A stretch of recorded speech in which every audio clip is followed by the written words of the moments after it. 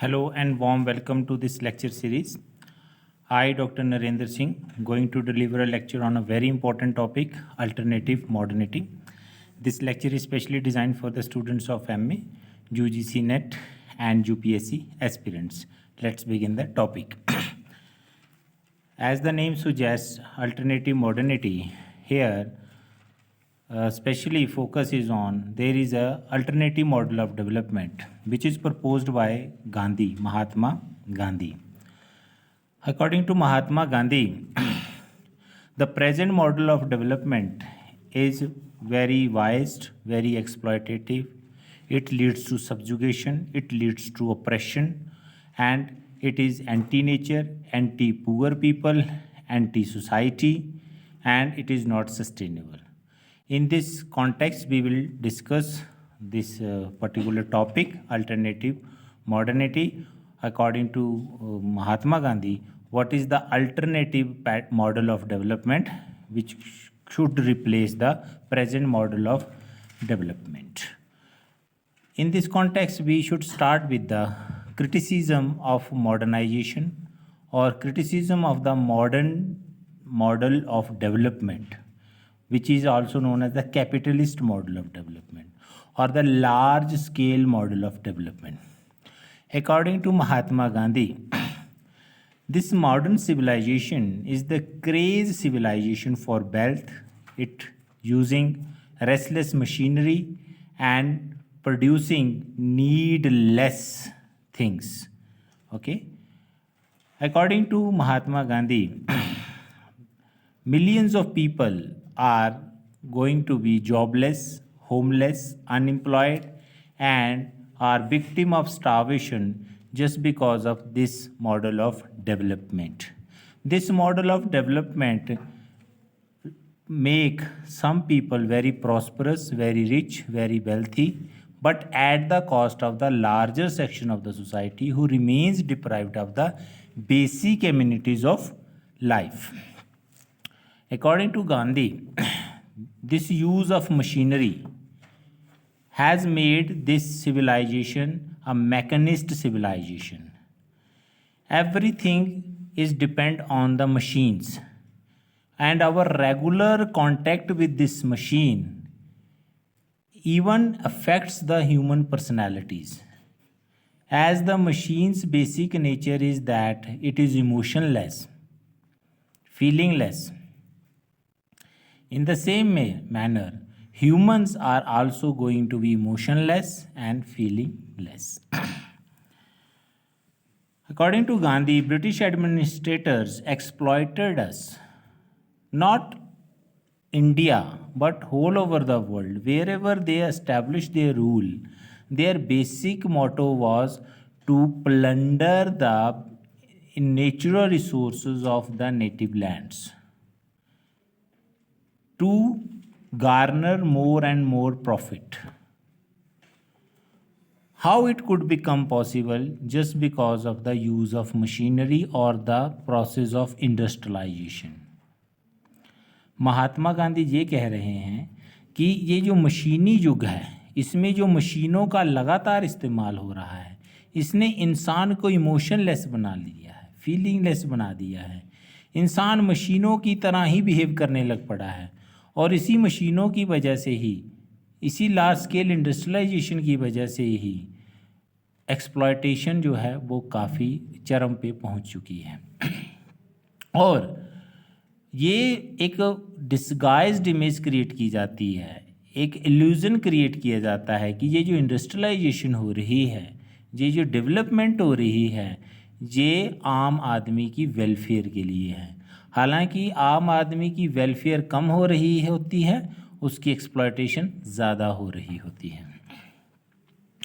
यही कारण है कि कॉलोनियल पीरियड में जब बंगाल में फेमाइंस पड़े तो लाखों लोग मारे गए, लेकिन ब्रिटिश गवर्नमेंट ने अपनी इम्पीरियलिस्टिक गोल्स को देखते हुए उन लोगों को अनाज भी नहीं दिया और वो भूख से मर गए. इसी तरह से आज के दौर में बहुत सारे ऐसे खतरे पैदा हो गए हैं इसी मॉडर्न लाइफस्टाइल की वजह से, या इसी डेवलपमेंट के मॉडल की वजह से, जिसकी वजह से नेचर भी खतरे में आ चुकी है. हम लोग अपना बेसिक नेचर भूल चुके हैं और एक आर्टिफिशियल दुनिया में जी रहे हैं। महात्मा गांधी कहते हैं कि हमें इस आर्टिफिशियलिटी से बाहर आना होगा, क्योंकि यही आर्टिफिशियलिटी हमारी एक्सप्लॉयटेशन के लिए जिम्मेदार है। महात्मा गांधी एक जगह कहते हैं कि हमने इतनी आर्टिफिशियल नीड्स बना ली हैं कि उसको पूरा करते करते हमारी ज़िंदगी पूरी हो जाती है, पर वो डिज़ायर्स कभी पूरी नहीं होती। इसलिए गांधी कहते हैं there is everything in the nature for the fulfilment of the need but not the greed. क्योंकि ये इंडस्ट्रियलाइजेशन प्रोसेस हमें सिखाता है कि हमें ज़्यादा से ज़्यादा प्रोडक्शन करनी है, ज़्यादा से ज़्यादा प्रोडक्शन करनी है प्लेयर के लिए। और महात्मा गांधी कहते हैं कि शरीर का सुख जो है वो तो कभी ख़त्म ही नहीं हो सकता, वो डिज़ायर कभी पूरी हो ही नहीं सकती है। एक आदमी को पूरी दुनिया के रिसोर्सेज दे दो, वो फिर भी उसको कंप्लेन वो करेगा, वो फिर भी उसके मन में शिकायत होगी, वो फिर भी सेटिस्फाई नहीं होगा। और ये जो रिलेंटलेस दौड़ लगी हुई है मटेरियल पोजेशन के लिए बड़ी अनएंडिंग है, और इसने हमें अपने आप से, अपनी आत्मा से, अपनी सोल से दूर कर दिया है, जो इंसान की बेसिक नेचर है। Gandhi called undemocratic government is better than democratic one and alternatively used Ram Rajya where true application of liberty, equality and fraternity was proceeded. Mahatma Gandhi कहते कि ये जो आज का हमारा डेमोक्रेटिक सिस्टम है, इसकी जगह से हमें वो पुराने वाला अनडेमोक्रेटिक सिस्टम ठीक है, जो बात करता है लिबर्टी की, इक्वालिटी की और फ्रेटर्निटी की, जहाँ सबकी हिस्सेदारी होगी, सब उस डेवलपमेंट के हिस्सेदार होंगे। ऐसा मॉडल ऑफ डेवलपमेंट नहीं चाहिए जिसमें कुछ लोगों की तो जेबें भरती जाती हैं और बाकी लोग जो हैं उनकी बेसिक ज़रूरतें भी पूरी नहीं हो पाती हैं। इसलिए आज के दौर में हम देखते हैं कि इसी देश में कुछ ऐसे लोग हैं वो इतने अमीर हैं कि दुनिया की पहले 10 नंबर के जो अमीर आदमी हैं उनकी लिस्ट में उनका नाम है, पर इसी देश में इतने भी गरीब लोग हैं कि जिनकी बेसिक ज़रूरतें भी पूरी नहीं होती हैं। Gandhi not agreed to a totally of destruction of mechanist civilization just used for basic needs, which not makes jobless but created new employment and eradication of poverty. इसका ये मतलब बिल्कुल भी नहीं है कि गांधी जो है वो ऐसा ही बात कर रहे हैं कि मशीनों का इस्तेमाल ही मत करिए, लेकिन गांधी कहते हैं कि सिंपल मशीन्स का इस्तेमाल करना चाहिए जिससे लोगों की ज़रूरतें भी पूरी हो जाएं और लोग जॉबलेस भी ना बने, अनएम्प्लॉयमेंट भी क्रिएट ना हो। और हमें ऐसा मॉडल ऑफ डेवलपमेंट रखना है जिससे गरीबी दूर हो सके। As a postmodernist thinker, Gandhi asserts that modern civilization is the instrumentalist, mechanist, rationalist, and it is far away from the purity of the soul. Mahatma Gandhi का कहने का ये मतलब है कि इस मॉडर्न सिविलाइजेशन ने हमें इंस्ट्रूमेंटलिस्ट, मैकेनिस्ट, रैशनलिस्ट इस लेवल पे बना दिया है कि जो हम हैं असल में वो हम उससे बहुत दूर चल जा चुके हैं। जिसे मार्क्स कहते हैं एलिनेशन, कि हम एस्ट्रेंज हो गए हैं, अपने आप से ही दूर हो गए हैं। जो ह्यूमन क्रिएटिविटी है उससे हम दूर हो गए हैं, ह्यूमन इनोवेशन जो हैं उससे हम दूर हो गए हैं और एक मशीनों की तरह कैलकुलेशंस में लगे पड़े हैं। अगर हम किसी से रिश्ता भी निभाने जाते हैं तो आज का जो डेवलप्ड आदमी है वो तो पहले ये देखता है कि मुझे फ़ायदा क्या होगा, तो वो रिश्तों में भी फ़ायदा देख रहा है, हर जगह फ़ायदा देख रहा है। अगर वो शादी करने जा रहा है तो देखेगा क्या फ़ायदा है, दोस्ती करने जा रहा है तो क्या फ़ायदा है, अगर कोई काम करने जा रहा है तो वहाँ क्या फ़ायदा है। अब तो ये हो गया कि अब बिना फ़ायदे के लोग किसी को क्रिटिसाइज़ भी नहीं करते। तो इस लेवल पे आ गई है दुनिया कि हर जगह फ़ायदा ही फ़ायदा है। अगर हम ऊपर वाले को भी याद करते हैं तो इसी फ़ायदे के लिए करते हैं कि शायद जो हमें ज़्यादा दे देगा, ठीक है, तो वहाँ भी फ़ायदा ही है। अपनी किताब हिंद स्वराज में गांधी जी कहते हैं कि जो मॉडर्न सिविलाइजेशन है ये सैतनिक सिविलाइजेशन है, ये शैतानों की सिविलाइजेशन है। शैतानों की सिविलाइजेशन में क्या होगा, जो बुरी सोल्स हैं उनका कब्ज़ा हो जाएगा और अच्छी सोल्स जो हैं वो क्या हो जाएंगी, एलिनेट हो जाएंगी, वो परेशान हो जाएंगी। और ये सैटनिक सिविलाइजेशन ऐसी है कि जिसमें लार्ज स्केल पे क्या हो रही है, एक्सप्लॉयटेशन हो रही है, ऑपरेशन हो रहा है, हम पर उस ऑपरेशन और उस एक्सप्लॉयटेशन को एक सिस्टमेटिक तरीके से किया जा रहा है कि इंसान को समझ ही नहीं आता है, और उसको शायद ये लगता है कि ये जो मेरे साथ हो रहा है ये शायद मेरे कोई पिछले कर्मों की कोई सज़ा है। हालांकि ये उसके कर्मों की सज़ा नहीं है, ये कैपिटलिस्ट सिस्टम का बुना हुआ जाल है। और यही जो कैपिटलिस्ट सिस्टम है, यही जो मॉडर्न मॉडल ऑफ डेवलपमेंट है, इसी ने एक हायरार्किकल सोसाइटी क्रिएट की है, क्लास बेस्ड सोसाइटी क्रिएट की है। हम कास्ट बेस्ड सोसाइटी से क्लास बेस्ड सोसाइटी में आ गए हैं, और क्लास बेस्ड सोसाइटी में जो इनइक्वालिटीज़ हैं वो बड़ी ही ग्लेयरिंग हैं। उसमें तो आपकी बेसिक ज़रूरतें भी पूरी करना बड़ा ही मुश्किल हो जाता है, जिसमें अमीर और अमीर हो जाता है और गरीब बहुत गरीब हो जाता है। और कहता है कि ये जो डेवलपमेंट का मॉडल है इसने एक आर्टिफिशियल सोसाइटी बना दी है, और उसने दुनिया को दो हिस्सों में बदल दिया है, कमज़ोर वीक नेशंस, वीक इकॉनमीज़, और सक्सेसफुल इकॉनमीज़, ठीक है, स्ट्रॉन्ग इकॉनमीज़। एक वो देश जो कमज़ोर हैं जिन्हें हम जिन्हें हैव नॉट्स बोलेंगे, और जो ताकतवर हैं जिन्हें हैव्स बोलेंगे। और इसी वजह से एक तरफ हम वो लोग देखते हैं जिनके पास हर सुख सुविधा के साधन हैं, और एक तरफ वो लोग हैं जिनके पास ना कोई नौकरी है, ना कोई घर है, और कुछ भी नहीं है।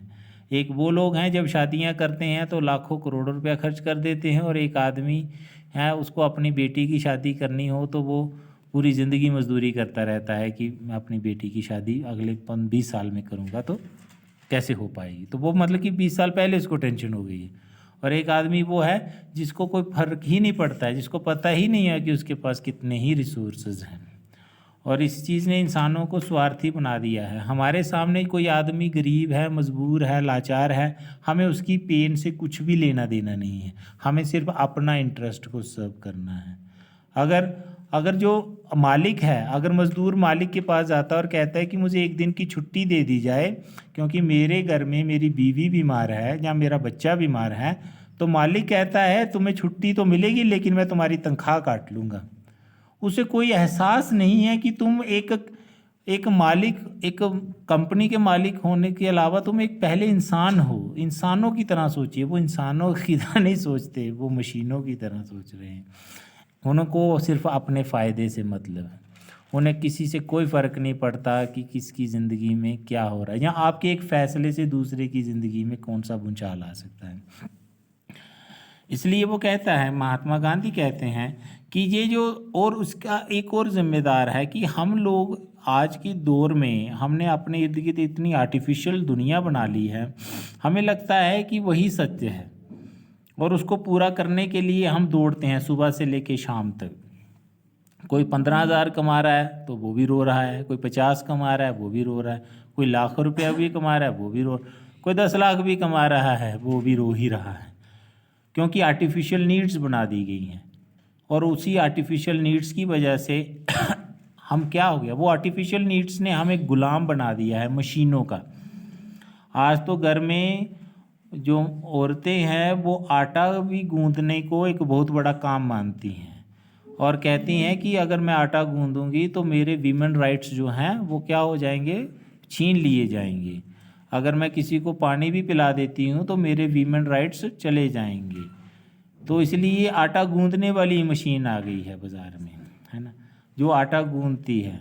अब पहले तो लोग बेचारे हर दिन ताज़ा सब्जी बनाते थे, अब वो भी ज़रूरत नहीं है, एक बार बना लीजिए और फ्रिज में रख दीजिए और 4-5 दिन वही खाते रहिए, ठीक है। तो इस तरह से हम इतना मशीनों पे डिपेंड हो गए हैं। वीकेंड्स के डेज़ में तो घर में बिल्कुल भी खाना नहीं बनता, उस दिन तो हमने रेस्टोरेंट में जाके ही खाना होता है। और जब शादियां आती हैं तो फिर हमने बहुत महंगी महंगी शॉपिंग्स करनी होती हैं बड़े मॉल्स में जाके, चाहे जेब में औकात है उतनी खरीदने की चाहे नहीं है, क्योंकि हमें दिखाना है बाज़ार में जब हम शादी में जाएंगे कि देखो मैंने कितनी महंगी साड़ी पहनी हुई है, या कितने महंगे कपड़े पहने हुए हैं, या कौन सी वाली ज्वेलरी पहनी हुई है। सिर्फ दिखाने के लिए हो रहा है, वो डिज़ायर है, नीड नहीं है। वो कर्जा लेके भी आप करें लेकिन करना है आपने दिखाने के लिए। आज दुनिया शो ऑफ की दुनिया हो चुकी है। आपके पास कार नहीं है, पड़ोसी ने कार ले ली तो हम भी कार लेंगे। हाँ जी, कैसे लेंगे? हम फाइनेंस करा लेंगे। फिर जब पहली तारीख आती है तो टेंशन हो जाती है कि किस्त देने के लिए, इंस्टॉलमेंट देने के लिए तो पैसे नहीं है। फिर इधर उधर से करते हैं, फिर पूरा दिन महीना इसी प्लानिंग में निकल जाता है कि कैसे करके हमें इंस्टॉलमेंट देनी। जब आपकी वो पोजीशन नहीं है, आप दे नहीं सकते, तो क्यों खरीद रहे हैं आप? ठीक है। शादियों में इतना खर्चा लोग कर देते हैं सिर्फ दूसरों को दिखाने के लिए, रिश्तेदारों को, कि देखो हमने कितनी महंगी शादी की है, और फिर पूरी ज़िंदगी वो कर्ज ही उतारते रहते हैं। तो ये जो हमने इतनी सारी एक अनवांटेड डिज़ायर्स क्रिएट कर ली हैं, इसकी कोई अंत ही नहीं है। आज के बच्चे जो हैं, अगर माँ बाप उनकी कोई ख्वाहिश पूरी ना कर पाएँ तो वो तो सुसाइड करने पे आ जाते हैं कि मैं तो सुसाइड कर लूँगा, मेरे माँ बाप अच्छे माँ बाप नहीं हैं, क्योंकि वो मुझे ये चीज़ लेके नहीं दे रहे हैं। इसलिए हमने क्या कर दिया, और हम ये सवाल भी नहीं पूछते कि हम इन मशीनों के इतने गुलाम क्यों हो गए हैं। हमें इंसानों से उतना प्यार नहीं रहा जितना मशीनों से प्यार है। हमारे सामने किसी को चोट लग जाए तो हमें वो एहसास नहीं होगा, लेकिन हमारा फ़ोन नीचे गिर जाए तो हमें बड़ी तकलीफ़ होगी कि हमारे फ़ोन की स्क्रीन टूट गई है। उसकी ज़्यादा तकलीफ़ है। सामने कोई मर रहा है, कोई बात नहीं, वो तो एक दिन वैसे भी मर ही जाना है, कोई बात नहीं, है ना, वो तो लगता रहता है। हम आजकल देखते हैं कि नेचर इतनी ज़्यादा, हम लोग इतने इमोशनलेस हो गए हैं कि हमारे सामने, हम गाड़ी में जाते हैं, कई बार एक्सीडेंट हो जाता है और हम अवॉइड करके निकल जाते हैं। हम 2 मिनट रुक के ये नहीं, उसका हाल ही नहीं पूछते, हम ये ही नहीं कष्ट उठाते कि वो ज़िंदा भी है कि मर गया है। अगर ज़िंदा है तो उसको हॉस्पिटल पहुंचाने की कोशिश की जाए, हमें कोई फ़र्क ही नहीं पड़ता है। ऐसे एक्सीडेंट तो होते ही रहते हैं। और अक्सर अब तो ये हो गया लोग कि वहाँ जिसका एक्सीडेंट हुआ उसको बचा नहीं रहे हैं, उसकी वीडियो बना रहे हैं। और मीडिया वाले तो ये, जिसको चोट लगी है उससे पूछ रहे हैं कि आपको कैसा फील हो रहा है। एक आदमी अपने ऊपर तेल डाल रहा है और आग लगा रहा है, तो मीडिया वाला उसको पूछता है कि आपको कैसा महसूस हो रहा है। बचा नहीं रहा कि उसके ऊपर कपड़ा डाल के उसको बचाया, नहीं, आपको फील कैसा हो रहा है। कितनी इंसेंसिटिविटीज़ हो गई हैं। ये हमें दिखाता है कि हम अपनी बेसिक नेचर से परे होते चले जा रहे हैं। हम इंसान नहीं रह गए, अब हम मशीन बनते जा रहे हैं। आजकल तो ऐसा भी हो गया है कि जब किसी के घर में कोई मर जाता है, बड़े लोगों में, बड़े शहरों में, तो लोग रोने को भी एक स्टेटस के अगेंस्ट समझते हैं, और रोने के लिए भी लोग हायर करते हैं। मतलब कि रोने के लिए भी लोग बाहर से आएंगे, एक मंडली आएगी, वो रोएगी। जैसे कोई रिश्तेदार एंटर करेगा अफसोस मनाने, तो वो ज़ोर ज़ोर से रोना शुरू कर देंगे, फिर वो चुप हो जाएंगे।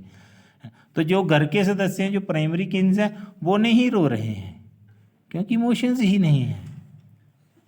आप अक्सर टीवी में देखते होगे कि जो फिल्म स्टार्स, इसी फिल्मी दुनिया में कोई मर जाता है, तो जब वहाँ पे जो एक्टर्स और एक्ट्रेस जब जाते हैं वहाँ पे, जो लोग, ये जो फिल्मी ग्लैमरस वर्ल्ड के लोग हैं, तो वहाँ ऐसे हंसते हुए दिखते हैं, ऐसे गले मिल रहे होते हैं बड़े, और हालचाल ऐसे पूछ रहे होते हैं, दुनियादारी की बातें, मतलब ऐसे लग रहा होता है कि वहाँ जो मर गया है उसके बारे में कोई इकट्ठा नहीं हुआ, वो एक प्लेटफॉर्म क्रिएट हो गया कि चलो वहाँ पे पूछेंगे कि आप मुझे इस फिल्म में साइन कर दीजिए, या फिर अब बताइए हमें भी कोई रोल दे दीजिए।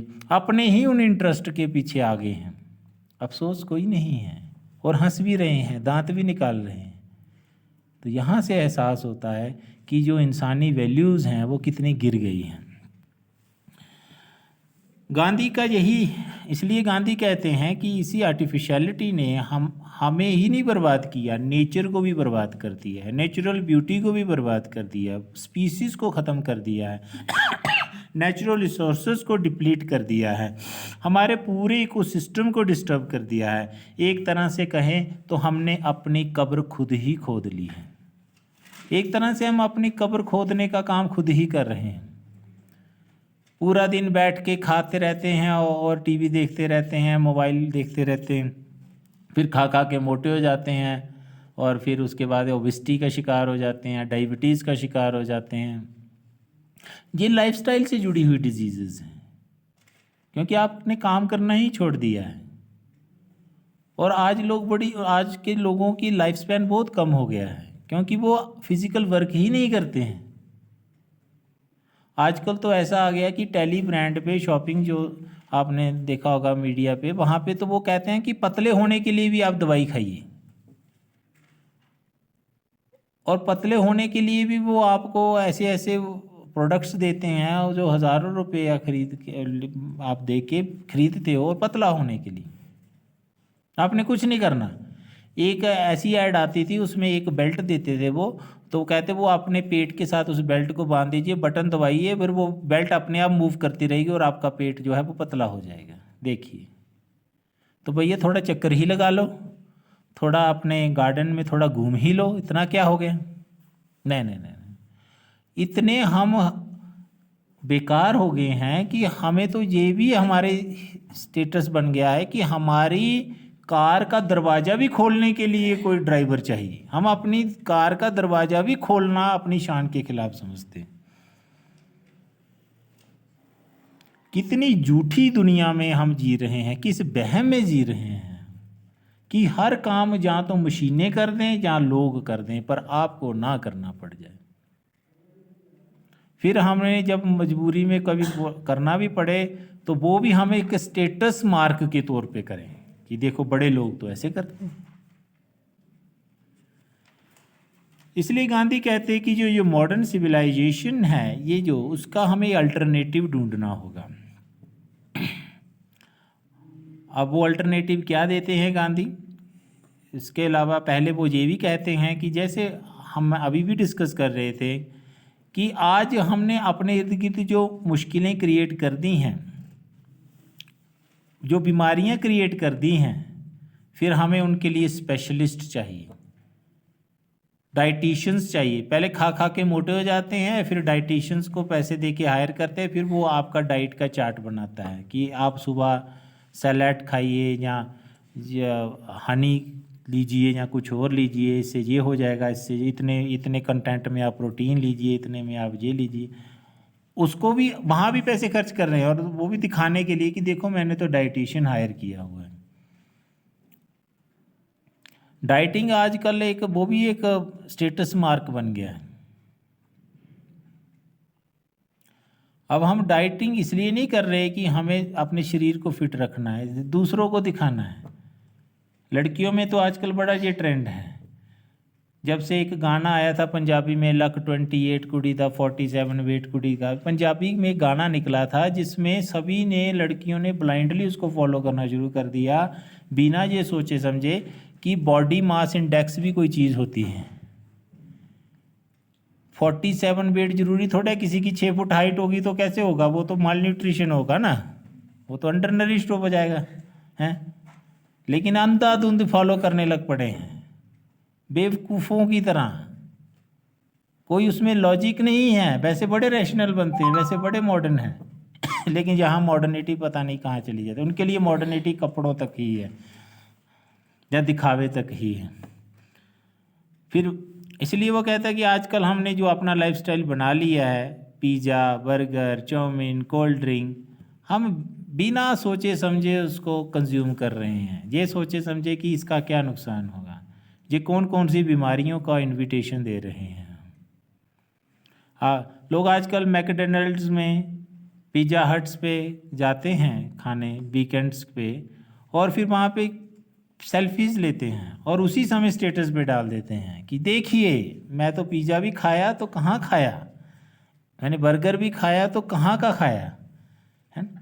तो और बर्गर भी इतना महंगा कि एक मज़दूर पूरा दिन जितनी दिहाड़ी लगाता होगा ना, उतने का एक पिज़्ज़ा आता है, इतने का एक बर्गर आता होगा, एक ऑर्डर मिलता होगा लेकिन हम बड़े शान के साथ खा रहे हैं। और ये सिर्फ प्रॉब्लम सिर्फ अमीरों की नहीं है, गरीबों की भी है। वो भी ब्लाइंडली इमिटेट कर रहे हैं, उनको भी बड़ा बनना है, बड़े बनने की होड़ लगी हुई है। और बड़ा कैसे बनना है? इसी लाइफस्टाइल को अडॉप्ट करके। इस हिसाब से देखिए तो गांधी की तरह तो कोई बड़ा हो ही नहीं सकता है आज की दुनिया में, क्योंकि वो आदमी तो उसने वेस्टर्न ड्रेस छोड़ के, वेस्टर्न लाइफस्टाइल छोड़ के पूरा इंडियन लाइफस्टाइल अडॉप्ट कर लिया। लेकिन इसलिए तो आज की जनरेशन सोचती है कि जो गांधी हैं, गांधी तो हमारे रोल मॉडल हो ही नहीं सकते, उनका मजाक उड़ाया जाता है। गांधी कहते हैं कि हमें इन बुराइयों से अपने आप को दूर करना होगा, अपने दिमाग, अपने माइंड पे काम करना होगा, अपने मन पे काम करना होगा, क्योंकि हमारा मन हमारे वश में नहीं है, हमारे कंट्रोल में नहीं है। हम सुबह उठते हैं ना, तो हम सबसे पहले हम अपना मोबाइल देखते हैं कि कहीं नीचे तो नहीं गिर गया, किसी ने उठा तो नहीं लिया। और ये हमारी बड़ी बुरी आदत बन चुकी है। और हमारी फेसबुक के ऊपर कम से कम 5,000 दोस्त होंगे, लेकिन रियल लाइफ में हम एक से भी नहीं मिले होंगे शायद। और जैसे ही किसी का बर्थडे होता है तो इतने मैसेज आते हैं, happy birthday, happy birthday, happy marriage anniversary, happy happy, इतना। और रियल लाइफ में कोई वो ऐसे पर्सनली आके बोलता भी नहीं है। हाँ, फेसबुक पे ऊपर आपको बोल देंगे या व्हाट्सएप पे बोल देंगे, लेकिन रियलिटी में उनको कोई कंसर्न नहीं। अच्छा, वहाँ पे भी हम जब भेज रहे होते हैं तो ये पोस्ट डाल रहे होते हैं, तो यही कंसर्न होता है कि कितने लोगों ने उसको लाइक किया है या कितने लोगों ने उसको शेयर किया है। कंटेंट भेजने का भी मकसद ये है कि मैं नोटिस में आ जाऊं, मुझे अटेंशन मिल जाए। तो सारी दुनिया अटेंशन लेने के लिए पड़ी हुई है, मुझे भी अटेंशन मिल जाए, मुझे भी अटेंशन मिल जाए, चाहे उसमें कोई कंटेंट है कि नहीं। आजकल तो रील्स बनाने का ज़माना आ गया, टिकटॉक पे वीडियोस। अब तो हर कोई एक्टर बना हुआ है, बनिए, कोई बुरी बात नहीं है। लेकिन कई बार ऐसी बेहुदा चीज़ों के ऊपर आप बना रहे होते हो क्लिप्स की, जिसका समाज में बड़ा नेगेटिव इम्पैक्ट हो सकता है, लेकिन आप उसको बिना सोचे समझे करे ही जा रहे हो। कितनी वल्गैरिटी हम देखते हैं, वो किस लिए है, कितनी फ्रस्ट्रेशन है, कितना हमें कितना लगता है कि अगर हमें कोई टेंशन नहीं देगा तो हम तो ख़त्म ही हो जाएंगे। आजकल तो अगर आप किसी को बर्थडे विश ना करो तो वो तो आपका पक्का दुश्मन बन जाएगा। हमारे जैसा आदमी थोड़ा जो पढ़ने लिखने में थोड़ा ऐसे अपनी दुनिया में मस्त रहते हैं, हम तो कई बार याद नहीं भी रहता, तो पर लोग बड़ा इस बारे में माइंड करते हैं। वो कहते हैं कि आपको तो हमारी फिक्र ही नहीं है, आप तो हमारी केयर ही नहीं करते हो। अब मेरी माँ तो बेचारी मुझे बर्थडे विश कर ही नहीं पाती, क्योंकि उसको फ़ोन चलाना भी नहीं आता है। तो क्या वो मेरी फ़िक्र नहीं करती? क्या उसे मेरी लंबी उम्र की फ़िक्र नहीं है क्या? ऐसा तो नहीं है ना। लेकिन दिखावे के लिए कि, और ये भी हो गया कि आपको सबसे पहले बर्थडे विश कौन करेगा। ओ माय गॉड, वहाँ भी कंपटीशन है। और आपका मन कर रहा है, आपको सोने का है कि यार सोते हैं, सुबह जल्दी उठ जाएंगे, लेकिन आपको ये फिक्र है कि मेरी दोस्त नाराज़ हो जाएगी, वो कहेगी कि तुम्हें तो मेरी फिक्र ही नहीं है। इसलिए 12 बजते ही पहले नंबर पे जो विश करेगा वही सच्चा दोस्त है। और जो बेचारा गलती से सो गया या 5-10 मिनट लेट हो गया या जिसने सुबह विश कर दी, वो तो दोस्तों की लिस्ट से ही बाहर निकल गया, क्योंकि तुझे तो फिक्र ही, उसकी सारी दोस्ती, सारे एफर्ट्स, सारी इन्वेस्टमेंट जीरो। और जो पूरा साल याद नहीं करता लेकिन बर्थडे विश वाले दिन सबसे पहले विश कर देता है, वो नंबर 1 दोस्त हो जाता है। ये क्या है? ये किस तरह की दिखावे की दुनिया है? और आपके बर्थडे विश के ऊपर जो सबसे बड़ा गिफ्ट लेके आता है वो और भी बड़ा दोस्त हो जाता है। जो बेचारा गरीब होगा, नहीं दे सकता, अफोर्ड नहीं कर सकता, वो तो दोस्त भी नहीं होगा। तो आज की दुनिया में हमें रिलेशन भी बनाने हैं तो पैसा चाहिए जेब में। लोग कहते हैं तेरा रिलेशन हमने क्या करना है, तेरी फीलिंग्स का हमने अचार डालना है क्या? तो हमें तो चाहिए गिफ्ट, तेरे से मटेरियल बेनिफिट क्या हो सकता है। आप की जेब में पैसा है तो आप जितने मर्जी रिश्ते बना लीजिए। अगर आपकी जेब में पैसा नहीं है तो जो आपके रिश्तेदार, जो आपके प्राइमरी किन्स भी हैं, वो भी आपका साथ छोड़ देते हैं। वो भी कहते हैं बेकार आदमी है, कोई फ़ायदा नहीं है इसके साथ रिश्ता रखने का, क्योंकि ये काम ही नहीं आने वाला। आप देखिए स्कूल कॉलेजेस में जो लड़का गाड़ी लेके आता है ना, तो सारे बच्चे उससे दोस्ती कर लेते हैं कि चलो यार गाड़ी में सैर ही करा देगा हमें, कभी ज़रूरत पड़ेगी तो हम इसकी गाड़ी ही लेके चले जाएंगे। और एक आदमी जो बेचारा मेटाडोर से आ रहा है, बस से आ रहा है, उसको कहते हैं इसका क्या करना है उन्हें, ये तो पता नहीं कल को मांग ही ना ले कुछ, इसलिए इसको रहने दो। इसलिए वो कहता है कि हमें अपने आप को इससे दूर करना है। ये जो बुराइयां हैं, ये बुराइयां हैं, इविल्स हैं, ये वाइसेस हैं, ये हमें मन पे कंट्रोल करना है। सुख ढूंढने हमें बाहर नहीं जाना है, सुख आपके अंदर है। गांधी कहते कि आप अपने पे काम करिए, मेडिटेशन करिए, अपने आप को जानने की कोशिश करिए। हम देखते हैं लोगों के पास सब कुछ है फिर भी दुखी हैं, फिर भी झल्लाए हुए हैं, दूसरे पे ऐसे पड़ जाते हैं, खाने को ही पड़ जाते हैं, पेशेंस ही नहीं है। ज़रा ज़रा सी बात के ऊपर इरिटेट हो जाते हैं। इसलिए आपने रोड रेज के इंसिडेंट्स देखे होंगे आजकल। ज़रा सी किसी की गाड़ी कोई मोड़ने लग जाए, थोड़ा टाइम लग जाए, कोई गाड़ी ख़राब हो जाए, पीछे से लोग हारन मार मार के उसका सिर खा जाते हैं। ये भी पेशेंस नहीं रखते कि 2 मिनट पर वेट कर लेते हैं, क्या फ़र्क पड़ता है। लेकिन नहीं, क्योंकि मन के ऊपर कंट्रोल नहीं है। मन जो है वो भाग रहा है, यहाँ जाओ, यहाँ पे जाके सुख ले लो, रेस्टोरेंट में जाके सुख ले लो, वहाँ से मिला, फिर सिनेमा में जाके सुख ले लो, वहाँ मिला, फिर तीसरी जगह डांस क्लब में चले जाओ, वहाँ सुख ले लो पूरा, फिर वहाँ से भी पेट नहीं भरा तो फिर मोबाइल फ़ोन खोल के टिकटॉक वीडियोस देख लो, या बना लो, या कुछ और कर लो। तो पूरा दिन हम लगे हुए हैं, चंचलता इतनी ज़्यादा हो गई है, कोई स्टेबिलिटी ही नहीं है। इसलिए गांधी का जो ट्रू सिविलाइजेशन का कॉन्सेप्ट है वो ये कहता है कि mind is a restless bird, the more it's get the more it's bonds and still remains unsatisfied. ये मन जो है ना बड़ा बेचैन है, ये बड़ा ही ऐसा है कि इसको अगर आप खुला छोड़ोगे ना तो ये तो बेकाबू घोड़े की तरह भागता ही रहेगा। जितना इसको कंट्रोल करोगे उतनी इसकी बांड्स भी, जो इच्छाएं हैं वो भी कम होती जाएंगी और वो सेटिस्फाई फील करे। अदरवाइज ये कभी सेटिस्फाई नहीं हो सकता है। आज की नीड्स को पूरा करने के लिए लोग करप्शन करते हैं। लोग करप्शन, अपनी सैलरी से उनकी नीड्स डिज़ायर्स नहीं पूरी होती तो फिर करप्शन से वो रास्ता निकालते हैं। लोग जो ब्यूरोक्रेटिक पोजीशंस क्यों लेना चाहते हैं, वाइट कॉलर जॉब्स क्यों लेना चाहते हैं, ताकि करप्शन कर सकें, पैसा कमा सकें। लेकिन उनकी सैलरी में इतना पैसा है कि उनकी ज़रूरतें पूरी हो सकती हैं, लेकिन डिज़ायर्स तो नहीं पूरी हो सकती। लेकिन करप्शन करके भी कहाँ पूरी हो जाएंगी, लेकिन उनको ह्यूमैनिटी से वो दूर कर देती। इसलिए लोग अनहैप्पी हो जाते हैं, मॉरली करप्ट हो जाते हैं। ट्रू सिविलाइजेशन हमें सिखाती है कि हमें अपने माइंड को कंट्रोल करना है, हमें अपने एंसेस्टर्स के बताए हुए रास्ते पे चलना है कि सुख जो है वो लग्जरी में नहीं है, मटेरियल पोजीशन में नहीं है, वो ह्यूमन वेलफेयर में है, कंपैशन में है, पिटी में है, सिंपथी में है, केयर में है, इमोशंस में है, लव में है। अब तो सारी यही कारण है कि जब हमें इंसानों को अपनी बेसिक नेचर से दूर करते जा रहे, क्योंकि हमें मटेरियल के पीछे जब भागेंगे तो इंसानियत से दूर होते चले जाएंगे। क्योंकि अगर हमें इंसानियत के करीब आना है तो मटेरियल से साथ छोड़ना पड़ेगा, उससे मोह छोड़ना पड़ेगा। ऐसा नहीं है कि मटेरियल से साथ छोड़ने का मतलब कि आप काम करना छोड़ दो, आप मेहनत नहीं करो, पैसे नहीं कमाओ, ऐसा नहीं। आप काम करिए, आप पैसा कमाइए, लेकिन इंसानियत को भी देखिए और अपनी ज़िंदगी को मशीन मत बनाइए। आज के दौर में हमने देखा ये एग्जाम्पल्स 21st सेंचुरी में कई दुनिया के, हमारे देश के एक अमीर आदमी जिन्होंने बहुत बड़े घोटाले किए और देश छोड़ के भागे, जैसे विजय माल्या, नीरव मोदी, मेहुल चोकसी, ललित मोदी, करोड़ों रुपया बैंक से लोन लिया और भागे, चंपत हो गए।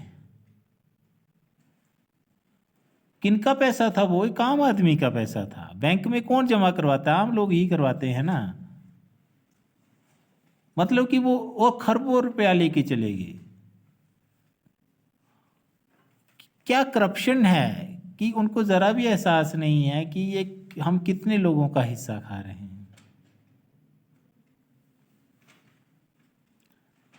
आजकल हमने देखा 2G स्पेक्ट्रम स्कैम है ना, कोलगेट स्कैम, कितने बड़े बड़े इतने लाख करोड़ रुपए के स्कैम हो रहे हैं।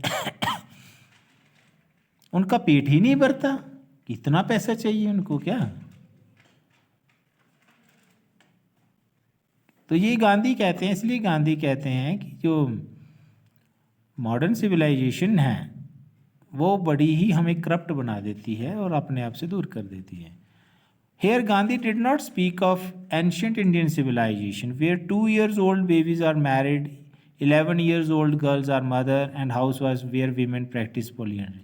लेकिन इसका ये भी मतलब नहीं है कि गांधी जी कह रहे हैं कि हमें पुराने समय में चले जाना चाहिए, जब 2 साल के बच्चे की शादी तय हो जाती थी और 11 साल में जो होती थी बच्ची वो माँ बन जाती थी। ऐसा नहीं सोचना है हमें। ठीक है ना। हम उस दुनिया में नहीं जाना है जहाँ पॉलीएंड्री प्रैक्टिस होती थी, जहाँ पॉलीगैमी प्रैक्टिस होती थी। गांधी का ये कहने का बिल्कुल भी मतलब नहीं है। पर गांधी ये कहते हैं कि हमारी जो मशीनों पे जो डिपेंडेंस है वो कम होनी चाहिए, हमें मशीनों का गुलाम नहीं बनना चाहिए। जो हम आज देखते हैं कि मोबाइल फ़ोन ने हमें अपनी रियल ज़िंदगी से, रियल सेल्फ से दूर कर दिया है। आज आप टेबल की मेज़ पे बैठिए तो सारे लोग व्हाट्सएप खोल के ही बैठे होते हैं, या फेसबुक या यूट्यूब, कोई बात ही नहीं कर रहा होता है। पूरे दिन में 1-2 बार ही हम मिलते हैं घर पे, जब सारे लोग इकट्ठे होते हैं, और उस समय में भी हम इकट्ठे नहीं हो रहे होते। हम दूर बैठे बंदे को good morning, good night, good evening कर रहे होते हैं, या हेलो हाय कर रहे होते हैं, मैसेज टेक्स्ट कर रहे होते हैं, लेकिन जो पास बैठा है वो अपनी माँ को नहीं पूछ रहे होते कि माँ आज तुम्हारी सेहत कैसी है, तुमने खाना खाया कि नहीं खाया। वो नहीं बोलेंगे, बिजी हैं स्टेटस डालने में कि देखते हैं अब मेरा स्टेटस कितने लोगों ने देख लिया है। कितनी डिस्टॉर्टेड पर्सनालिटीज बन चुकी हैं। एक ही जगह बैठे हैं, physically they are in the same place but mentally they are somewhere else. Mentally वो कहीं और हैं, इसलिए रिश्ते कमज़ोर होते चले जा रहे हैं। प्राइमरी किन्स का जो बॉन्ड है वो लूज होता चला जा रहा है। गांधी कहते हैं कि ये जो इंडस्ट्रियलाइजेशन है ये हमें वायलेंट बनाती है। वायलेंट का यहाँ क्या मतलब है? Violence against nature, violence against humanity. क्योंकि जो आपने अनवांटेड जो एक्सट्रैक्शन ऑफ रिसोर्सेज है वो वायलेंस अगेंस्ट नेचर है। अगर आपका 2 या 3 कपड़ों से काम चल जाता है लेकिन आपको 50 कपड़ों के पीसेस चाहिए, तो वो आपने एक्स्ट्रा जो 47 पीसेस लिए हैं वो क्या है? वो एक्सप्लॉयटेशन की है नेचर की आपने। हर एक कपड़े के साथ आपको मैचिंग शूज़ भी चाहिए, मैचिंग स्ट्रॉल चाहिए, इवन कि मैचिंग चश्मा भी चाहिए, मैचिंग गॉगल्स भी चाहिए। हर चीज़ मैचिंग होनी चाहिए। अगर वो मैचिंग नहीं होती है तो फिर मज़ा नहीं आएगा। ठीक है, इसलिए गांधी कहते हैं, गांधी का जो कॉन्सेप्ट था खादी वाला, चरखे वाला जिसमें वो सूत काटते थे, वो कहते थे ये वेस्टर्न सिविलाइजेशन के अगेंस्ट क्या है? हमारा एक हथियार है। बेसिकली वो चरखा प्रतीक था सिंप्लिसिटी का, वो चरखा प्रतीक था इंडिपेंडेंस का, कि हम सेल्फ डिपेंड हैं।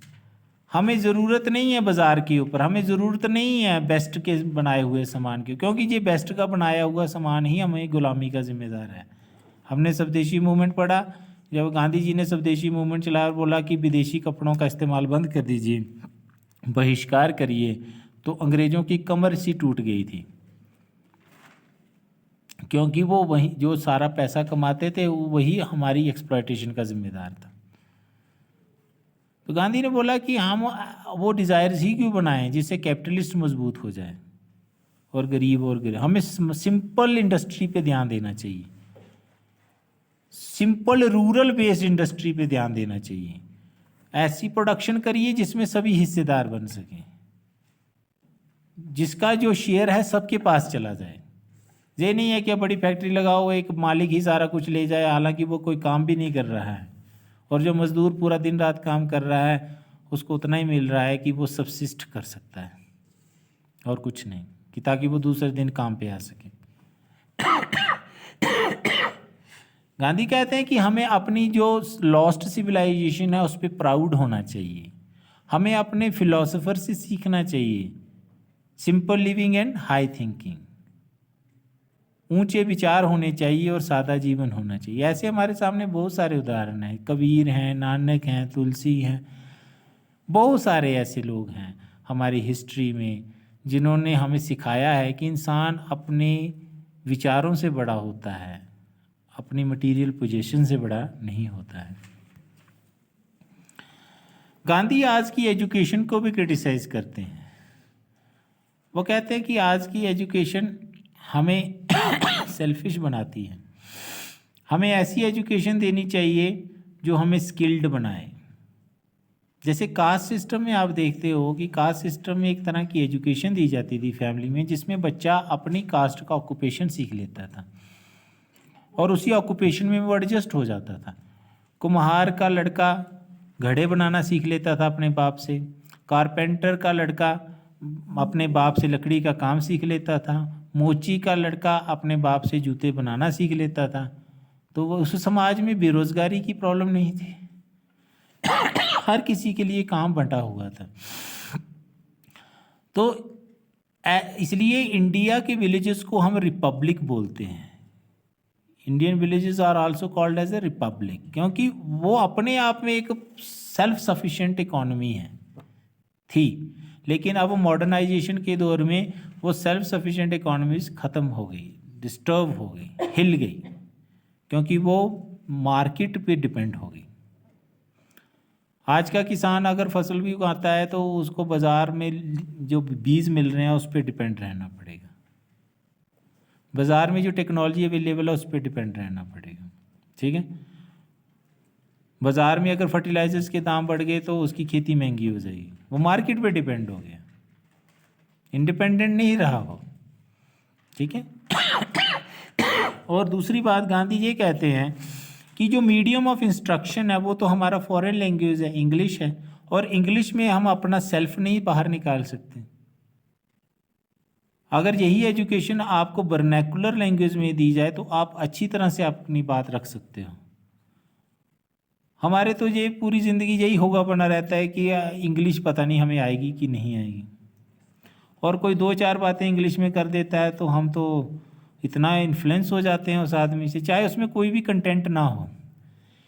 अगर एक आदमी आपसे हिंदी में कोई बड़ी महान बात करता है, गांधी की कोई बड़ी बात करता है, आपको बड़ी नॉर्मल सी लगेगी, क्या ठीक है मुझे पता ही ऐसा ही होता है ना। लेकिन वही बात वो इंग्लिश में त्रोड़ मरोड़ के बड़ी बड़ी भारी भरकम वोकेबलरी का इस्तेमाल करके करे तो बंदे तो समझ कुछ नहीं आता दूसरे को। जो सुनने वाला उसे समझ तो कुछ नहीं आया, लेकिन वो सोचता है पक्का कोई सियानी बात ही की होगी। इवन कि अगर आप इंग्लिश में किसी को गाली भी दो तो वो भी बड़ी क्या बात है ना, उसको भी लोग ऐसे लेते हैं कि इतनी अच्छी गाली बोली होगी इसने, पक्का ही कोई। कुछ ऐसी शब्दावली आजकल इस्तेमाल करती हैं यंगस्टर जनरेशन्स कि अगर उनके मीनिंग्स आपको समझ आ जाएं तो आप कहोगे हो मैंने क्या बोल दिया, गंदी बात बोल दी। लेकिन आप इंग्लिश में बोल रहे हो ना तो कोई बात नहीं, इंग्लिश में बोल सकता है। हम कई बार कई लोगों के लेक्चर सुनते हैं, पता नहीं क्या सुना के चले जाते हैं और लोगों को नींद ही आ रही होती है, क्योंकि कंटेंट तो होता ही नहीं उसमें कोई इन्वॉल्वमेंट तो होती नहीं लोगों की, लेकिन फिर भी मजबूरी में लोग हम सेमिनार्स करवाते हैं जितने लेक्चर इंग्लिश में होते हैं, हाई फाई लैंग्वेज में होते हैं, लोगों को समझ ही नहीं आ रही होती। लोग कहते हैं पता नहीं कुछ होगा, अच्छा ही बोला होगा, एक लाइन समझ आती है, हम उसी के इर्द गिर्द अपनी एक स्टोरी बना लेते हैं, शायद यही कहा होगा, और ऐसा होता ही नहीं है क्योंकि आपको समझ ही उतना आया है। और ये हम जानते हैं कि जितने भी महान दार्शनिक हुए हैं वो अपनी वर्नैकुलर लैंग्वेज में उन्होंने थ्योरी, इवन कि हमारी जो दरखीम है उन्होंने फ्रेंच में ही अपना थीसिस दिया। मार्क्स ने अपना जो दास कैपिटल वगैरह लिखा, कम्युनिस्ट मैनिफेस्टो, वो किस में लिखा, जर्मन में लिखा ना, है ना। अगर हम लोग हिंदी में लिखेंगे तो बहुत अच्छा लिख सकते हैं, बहुत सारी एग्जांपल्स दे सकते हैं, लेकिन जब इंग्लिश की बारी आती है तो हमारे थॉट प्रोसेस ही रुक जाता है, आगे जाता ही नहीं है, हम घबरा ही जाते हैं, डर ही जाते हैं। ऊपर से एजुकेशन भी हमने एक गरीबों की एजुकेशन, एक अमीरों की एजुकेशन। जिन माँ बाप के पास पैसा होता है वो अपने बच्चों को इंग्लिश मीडियम में पढ़ाते हैं, और जिनके पास नहीं होता वो बेचारे सरकारी स्कूल में पढ़ा लेते हैं। और सरकारी स्कूल का बच्चा 5वीं 6वीं में जाके तो इंग्लिश पढ़ना सीखता है, और वो पूरी उम्र इसी बात का उसको भी मलाल रहता है कि मुझे इंग्लिश नहीं आती। और अंग्रेजी स्कूल वाले बच्चे को इसी बात का अहंकार रहता है कि मुझे तो अंग्रेजी बहुत आती है। हम वहीं से ही एक क्लास सिस्टम क्रिएट कर देते हैं, गरीबों की एजुकेशन और अमीरों की एजुकेशन। अमीरों की एजुकेशन महंगे स्कूलों में, और उसमें भी सिर्फ दिखावा ही है। शायद उस स्कूल के बच्चे को मैथ नहीं आता होगा, तो हो सकता है सरकारी स्कूल के बच्चे को मैथ बहुत अच्छा आता होगा, लेकिन हम उसको अप्रिशिएट नहीं करेंगे, हम अप्रिशिएट किसको करेंगे कि इंग्लिश कौन अच्छी बोल सकता है। तो हमने सब्जेक्ट को भी क्लास के हिसाब से बांट दिया है। अगर आप हिंदी में एमए करिए या हिंदी में आप पीएचडी कर लो, हिंदी में कर रहे हो कोई बात नहीं, हिंदी में तो क्या करना है ना। लेकिन वही आप कहते हैं इंग्लिश में कर रहे हो तो अगला है इंग्लिश में कर रहे हो, वाह क्या बात है। अगर आप अपनी वर्नैकुलर लैंग्वेज में कोई भी काम करें रिसर्च वर्क तो लोग उसको हल्के में ही लेते हैं, लेकिन वही आप दूसरी भाषा में करिए, इंग्लिश में करिए, तो वो हमें दिखता है कॉलोनियल हैंगओवर है, ठीक है। तो इसलिए लेकिन ये एजुकेशन ने हमें क्या बना दिया है, हमें इस एजुकेशन ने सिर्फ क्लर्क पैदा किए हैं, विद्वान नहीं पैदा किए हैं। क्योंकि अंग्रेज़ों को चाहिए भी क्लर्क ही थे ना, अपने दफ्तरों में काम करने वाले जिन्हें इंग्लिश आती हो, जो ड्राफ्टिंग का काम कर सकें। क्योंकि इंसान अपनी भाषा में अच्छा सोच सकता है, फॉरेन लैंग्वेज में वो सोच नहीं सकता है।